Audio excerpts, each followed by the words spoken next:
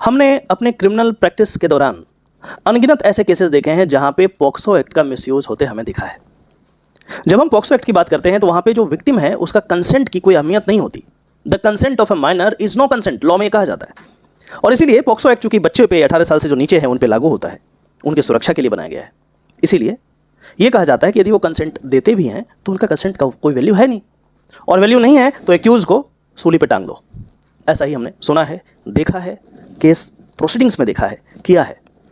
तो बड़ा अजीब लगता था कि भाई ऐसे कैसे है। 17 साल 6 महीने की लड़की है, यदि कोई एलिगेशन लग गया सेक्सुअल इंटरकोर्स का, पॉक्सो अट्रैक्ट हो गया एक्यूज पे, नाउ कंसेंट की कोई अहमियत है नहीं।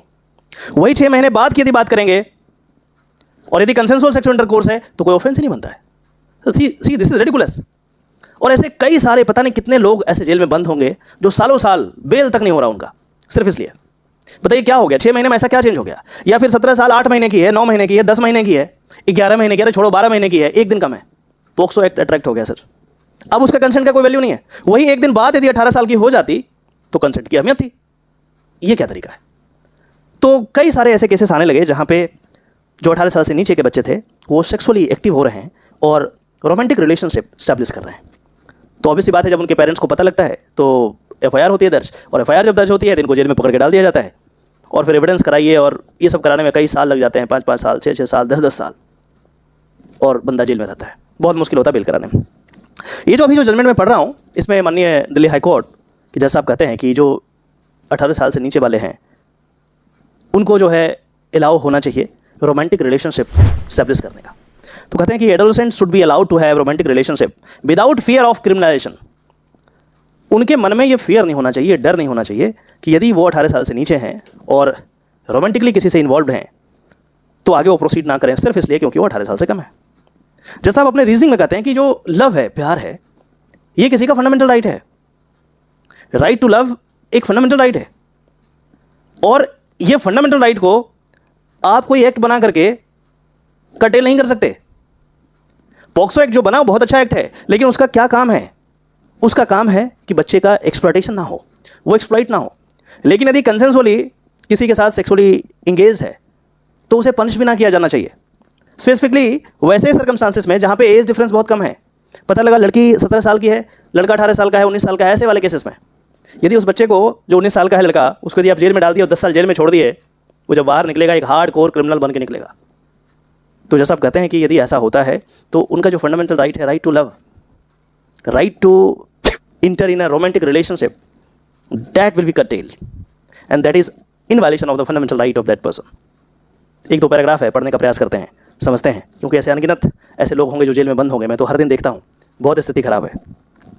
जैसा आप कहते हैं कि I believe that societal and legal view on adolescent love should emphasize the right of young individual to engage in romantic relationship that are free from exploitation and abuse. Now, it's a very important thing, that are free from exploitation and abuse.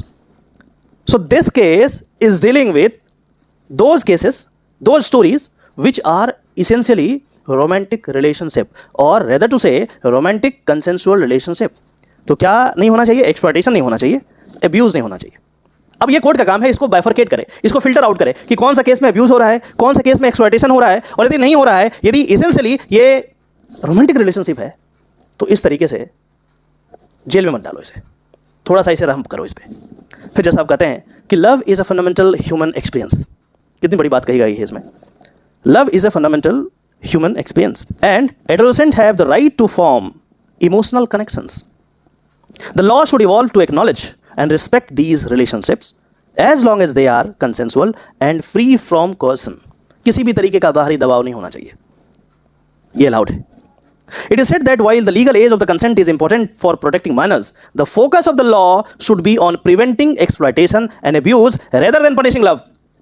Act का काम love को punish करना नहीं होना चाहिए, प्यार को punish करना नहीं होना चाहिए कि ढूंढ रहे हैं चश्मा लगा करके कि भाई कौन है 18 साल से नीचे और कौन रोमांटिक रिलेशनशिप में है, पकड़ो जेल में डालो। ये एक्ट का काम नहीं है। पार्लियामेंट ने ये समझ करके ये मनसा के साथ ये एक्ट नहीं बनाया था, but now it is misused. तो किसका काम है? ये कोर्ट का काम है कि उसको फिल्टर आउट करे। The legal system must safeguard the right of young individuals to love while ensuring their safety and well-being. I advocate for a compassionate approach that prioritize understanding over punishment in cases involving adolescent love. बहुत सारी और भी बातें की गई है, बहुत सारे रीजनिंग्स दिए गए हैं। कुल मिलाकर के यदि आपको समझना है तो पूरा केस पढ़ना पड़ेगा। लेकिन क्रक्स जो मैटर है उसका क्रक्स ये है कि यदि कोई दो व्यक्ति, दो बच्चे, दो पर्सन यदि इन्वॉल्व हैं इन ए रोमांटिक रिलेशनशिप, तो सिर्फ इस वजह से कि वो 18 साल से कम के हैं, या लड़की या लड़का हूसोएवर 18 साल से कम का है और पॉक्सो एक्ट के दायरे में आता है, सिर्फ इस वजह से उसे पनिश नहीं किया जाए। और दूसरा चीज़ कि जब बच्चे रोमांटिक रिलेशनशिप में आ रहे हैं वो उनका फंडामेंटल राइट है और उनके मन में कतई डर नहीं होना चाहिए कि उनको जेल भेज दिया जाएगा। इस जजमेंट को आप अपने केस में यूज़ कीजिएगा, पूरा पढ़िएगा, 19-20 पेज का जजमेंट है, बड़ा इंटरेस्टिंग है।